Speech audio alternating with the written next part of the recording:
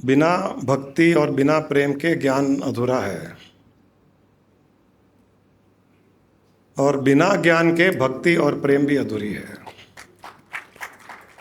दोनों अधूरे हैं। कृष्ण का जन्म, कृष्ण का अवतार ज्ञान की स्थापना करने के लिए हुआ था, और राधा का जन्म, राधा का अवतार प्रेम की स्थापना करने के लिए हुआ था।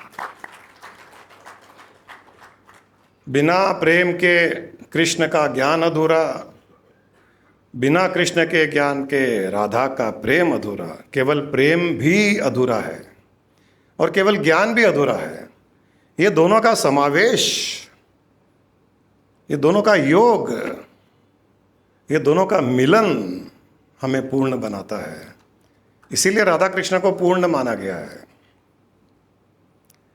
कहीं ना कहीं हम या तो प्रेम को छोड़ दिए, छूट गया प्रेम इस संसार की दौड़ में, और कुछ प्रेमी लोग हैं तो कहीं ना कहीं ज्ञान छूट गया। इसीलिए वो पूर्ण आनंद की स्थिति में नहीं आ पाते हैं और पूर्ण नहीं हो पाते हैं। बहुत आवश्यक है ज्ञान और उतना ही आवश्यक है प्रेम।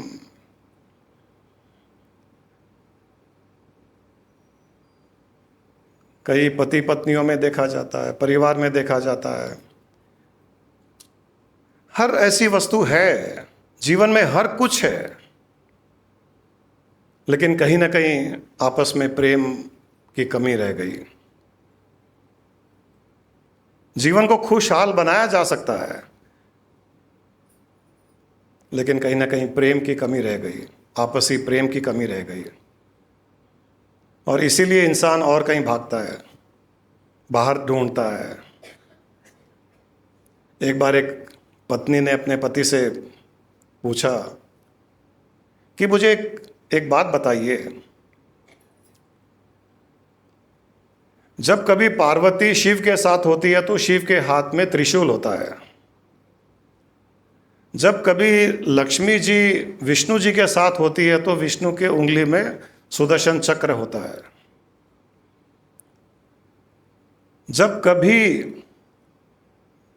सीता जी राम के साथ होती है तो उनके पास धनुष बाण होता है,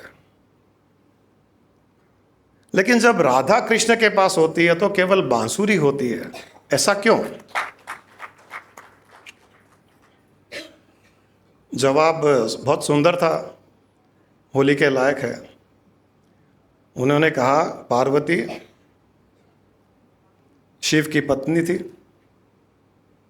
लक्ष्मी जी विष्णु जी की पत्नी थी, सीता जी राम की पत्नी थी, तो जहां पत्नी साथ होती है वहां हथियार जरूरी है।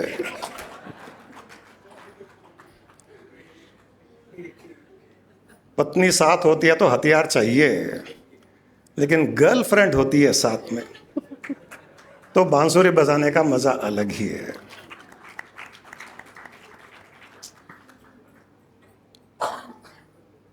प्रेमिका साथ में हो तो हथियार नहीं चाहिए, क्योंकि वो प्रेम का ही सुरक्षा कवच उसको प्राप्त होता है। अब यहां पर कोई गर्लफ्रेंड का अर्थ ये नहीं है कि हम गर्लफ्रेंड को ढूंढें। जो शादीशुदा है, ज़्यादा खुश होने की आवश्यकता नहीं है। मेरा संदेश उस तरफ भी नहीं है जो आप समझ रहे हो, मैं इतना बुरा संदेश भी नहीं देता हूं।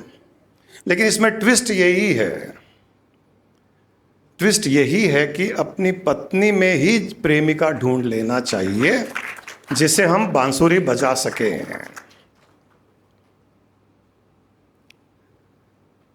किसी पति ने पूछ लिया था भगवान से कि प्रेमिका तो बहुत अच्छी होती है लेकिन पत्नी ऐसी क्यों?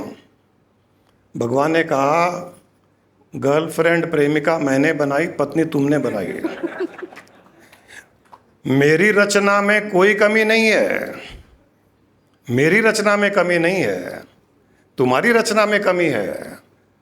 तुमने पत्नी बना करके उस प्रेमिका को छोड़ दिया, तुमको प्रेमिका ही बना के रखना चाहिए था।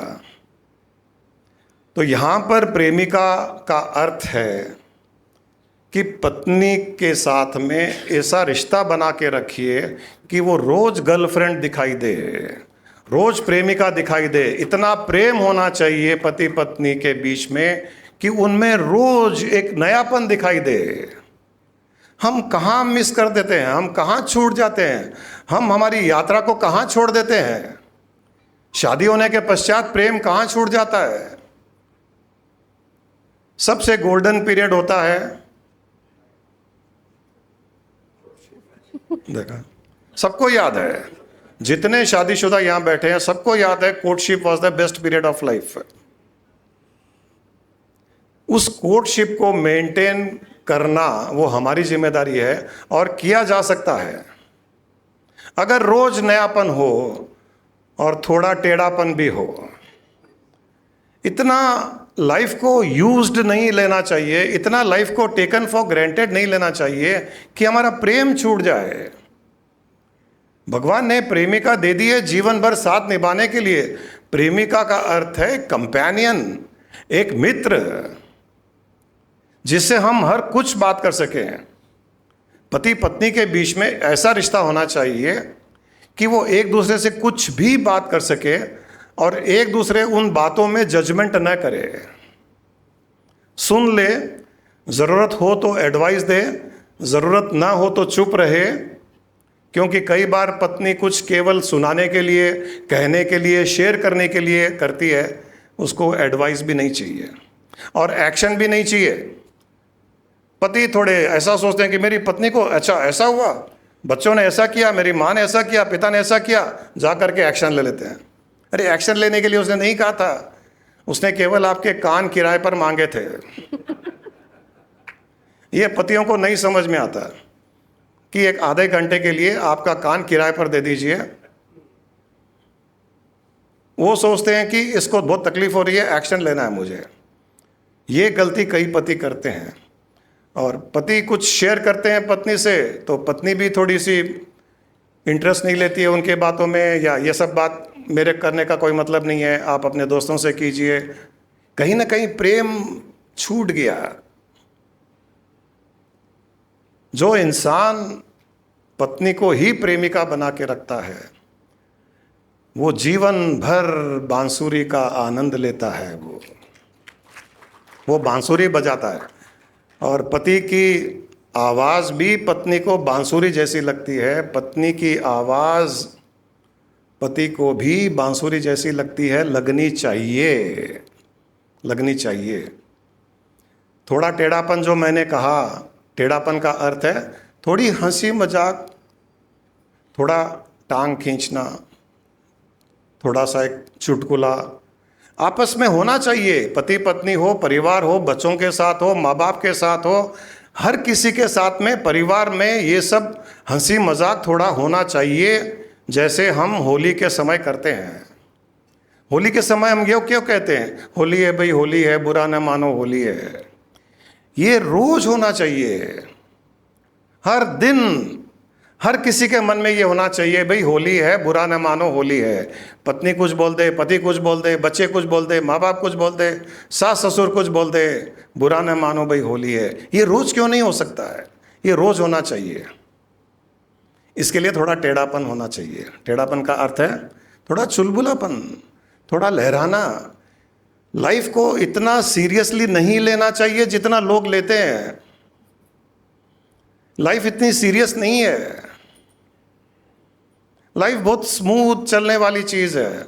हम इंटेलेक्ट, बुद्धि लगा करके अपनी भावनाओं को हम दबा कर रखते हैं, इसलिए लाइफ सीरियस हो जाती है। भगवान को एक बार वृंदावन में एक राम भक्त आए और वृंदावन घूमे तो वहाँ पर कृष्ण भक्त था। उसने कहा कि चलो ठाकुर जी के दर्शन कर लो। तो राम भक्त ने कहा कि नहीं, मुझे तुम्हारे कृष्ण पसंद नहीं है। तो कृष्ण भक्त ने कहा कि कृष्ण पसंद क्यों नहीं है? बोले वो टेढ़े हैं, वो उनके नाम में भी टेढ़ापन, कृष्ण। जहां रहते हैं वृंदावन, वहां भी टेढ़ापन, वृंदावन। जिंदगी में किसी ने उनको सीधा खड़ा हुआ देखा ही नहीं, टेढ़ा ही खड़े होते हैं। तो मुझे कृष्ण पसंद नहीं है, राम अच्छे लगते हैं, मर्यादा पुरुष, सीधे साधे। तो बिना बिना कृष्ण के दर्शन किए वो जाने लग गए। तो पीछे पीछे कृष्ण चले कि मेरी इंसल्ट, देखता हूँ इसको तो पाठ पढ़ाना ही पड़ेगा। कृष्ण सीधे नहीं थे, राम भगवान सीधे, मर्यादा पुरुष, सीधे साधे। कृष्ण सीधे नहीं, टेढ़े। मेरी इंसल्ट करता है ना, मुझे बिलिटल करता है, मुझे टेढ़ा बोलता है, चल। तो पीछे पीछे चले, बोले रुक जा तू, रुक जा भाई साहब, मैं देख, मैं कृष्ण हूँ, मैं तुझे बताता हूँ कि मैं ऐसा क्यों हूँ। बोले नहीं नहीं, मुझे कोई इंटरेस्ट नहीं है, आप टेढ़े हो, मेरे भगवान राम सीधे साधे मर्यादा पुरुष। बोले तू सुन तो सही, मैं ऐसा क्यों हूँ। बोले मुझे सुनना भी नहीं है। अब भगवान ने सोचा कि ये तो बड़ा मुश्किल हो गया। अरे हर जगह कहीं ना कहीं सफाई देने का तो मौका कोर्ट में भी मिलता है, ये तो सफाई देने का मौका नहीं दे रहा है। तो भगवान ने, वहाँ पे एक कुआं था, तो कुआं में बकेट गिरा दिया उन्होंने, एक कुएं में बकेट गिरा दिया, बाल्टी, और कहा अच्छा रुक जा, तू मेरी बात मत सुन, वो एक वहाँ पर जो एक आयरन का रॉड है मुझे दे, मेरी बाल्टी गिर गई है, मुझे निकालना है। बोला अच्छा ठीक है। तो वहाँ पर एक आयरन का रॉड था, उसने कृष्ण को दे दिया। कृष्ण ने रॉड को कुएं में डाला बाल्टी निकालने के लिए, बकेट निकालने के लिए। अब सीधे रॉड से बकेट कैसे निकलेगी, ये आदमी देख रहा था। बोले आप कृष्ण हो, इतनी भी अक्ल नहीं है क्या आपको? सब आपको भगवान मानते हैं, आपको इतनी भी अक्ल नहीं है? बोले क्यों, क्या हुआ? मैं बकेट निकालने की कोशिश कर रहा हूँ।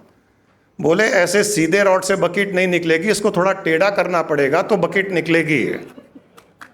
तब उन्होंने कहा कि एक बकेट को निकालने के लिए टेढ़ा करना पड़ेगा रॉड को, मुझे संसार सागर से तुम जैसे भक्तों को उजागर करने के लिए, पार करने के लिए टेढ़ा नहीं होना पड़ता है क्या? इसीलिए मैं टेढ़ा हूं, इसीलिए मैं टेढ़ा हूं। तो थोड़ा टेढ़ापन रखिए। टेढ़ापन का अर्थ यहाँ पर अच्छा टेढ़ापन जो सबको सुख दे, रोज नयापन कुछ आए, परिवार में एक हंसी खुशी रहे, चुटकुले रहे, थोड़ा ज्ञान भी रहे, थोड़ी मर्यादा भी रहे, लेकिन केवल और केवल मर्यादा, डिसिप्लिन, ये सब नहीं, इसके अलावा प्रेम, भक्ति आदि भी रहे। आप सबको होली की बहुत बहुत शुभकामनाएं। आज बहुत सुंदर कार्यक्रम रहा, हमने भक्ति प्रेम का समावेश देखा। आप सब इस प्रकार भक्ति प्रेम में डूबते रहिए। ज्ञान तो आपको मिलता ही है, थोड़ी बहुत शायद भक्ति प्रेम की कमी थी, वो अपने जीवन में, जो गुरु माँ ने कहा बहुत अच्छा है, वो ठंडाई का एग्जाम्पल कि ठंडाई में थोड़ी सी भांग, तो यहाँ पर ठंडे मन में थोड़ी सी भक्ति की भांग, प्रेम की भांग डालकर मस्ती से जिए। Wish U a very very happy Holi. आप सबको बहुत बहुत शुभकामनाएं।